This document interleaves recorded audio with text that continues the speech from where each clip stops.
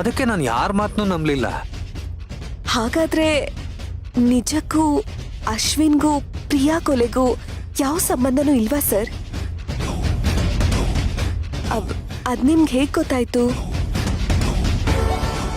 ಅದಕ್ಕೂ ಏನಾದ್ರೂ ಸಾಕ್ಷಿ ಇರ್ಬೇಕಲ್ವಾ? ಏನಿರ್ಬೋದು ಸರ್ ಸಾಕ್ಷಿ?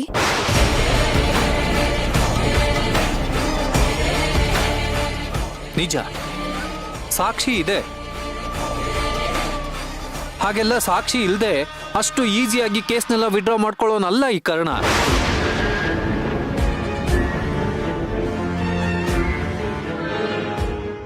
ಸಾಕ್ಷಿನೂ ಇದೆ.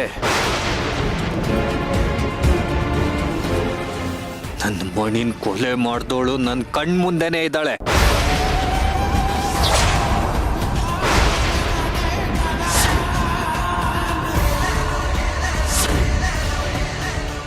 ಈ ಪೆನ್ ಡ್ರೈವ್ ಅಲ್ಲಿ ಏನಿದೆ ಅನ್ನೋದು ನಿನಗೆ ಗೊತ್ತು. ಇದನ್ ಕೊಟ್ಟೋರು ಯಾರು ಅನ್ನೋದು ನಿನಗೆ ಚೆನ್ನಾಗಿ ಗೊತ್ತು. ಈಗ ಹೇಳು, ನನ್ನ ಮಣಿನ ಏನಕ್ಕೆ ಕೊಂದೆ? ನನ್ನ ಮಣಿನ ಏನಕ್ಕೆ ಕೊಂದೆ? ಸರ್ ಸರ್ ಏನ್ ಮಾತಾಡ್ತಿದ್ದೀರಾ ನೀವು?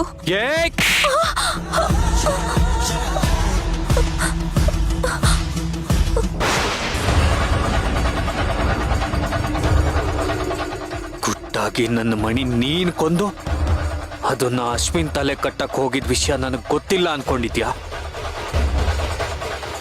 ಹೇಳು, ಯಾವ ಕಾರಣಕ್ಕೆ ನೀನ್ ನನ್ನ ಮಣಿನ್ ಕೊಂದೆ?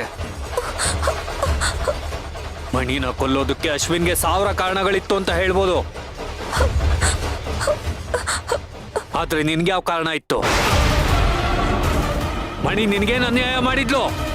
ಹೇಳು, ಹೇಳ್ತೀಯೋ ಇಲ್ವೋ? ಹೇಳ್ತೀಯಾ ಇಲ್ಲ ನಿನ್ ಕತೆ ಮುಗಿಸ್ಬಿಡ್ಲಾ?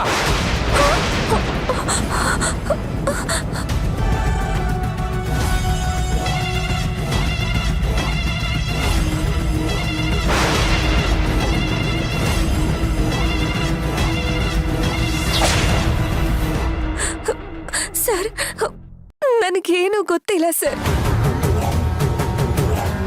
ನೋಡಿ ಸರ್, ನನಗೂ ಪ್ರಿಯಂಗೂ ಯಾವ ದ್ವೇಷನೂ ಇರ್ಲಿಲ್ಲ. ನಾವಿಬ್ರು ತುಂಬಾ ಚೆನ್ನಾಗಿದ್ವಿ. ಹೀಗಿದ್ಮೇಲೆ ನಾನ್ ಯಾಕೆ ಸರ್ ಅವಳನ್ನ ಕೊಲೆ ಮಾಡ್ಲಿ?